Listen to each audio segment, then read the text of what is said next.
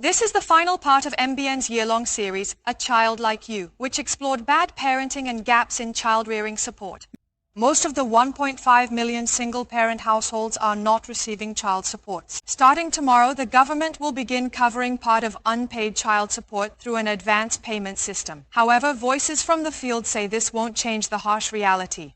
What's crucial is having legal safeguards that prevent parents from intentionally avoiding child support, but the loopholes are simple to exploit and there seems to be little will to hold negligent parents accountable.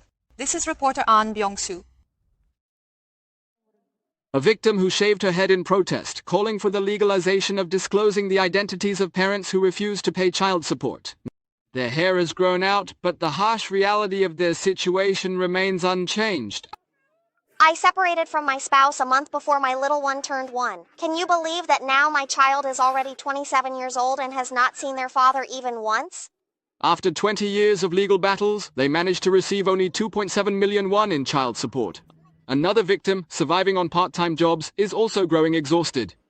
After work, I'm always apologizing to the kindergarten and academy teachers, often saying, "I'm sorry. I'll try my best to come earlier next time and be more punctual."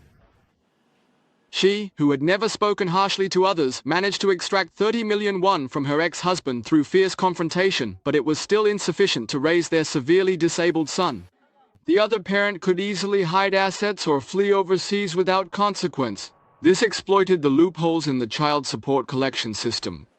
There are only 3 staff members in the Child Support Enforcement Agency responsible for tracking hidden assets, making it difficult to follow up, and key sanctions like detention and travel bans are hard to enforce on those who flee abroad. The government introduced an advance payment system starting in July to cover some overdue child support, a policy used to win single-parent votes in the 2022 presidential election.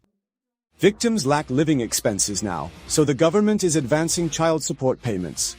Okay, move quickly!